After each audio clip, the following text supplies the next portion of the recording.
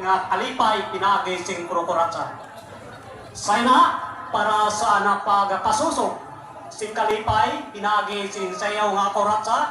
Sana wala ba nga masayo sing KURATSA naton beloved sangguniaan na bayan member Noel Awyang, papadisa naman sa naton Vice President Madam Helen Lim KURATSA.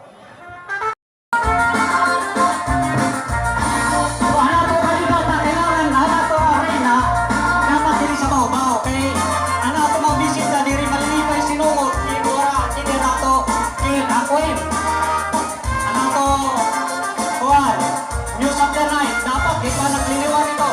Sige, continue.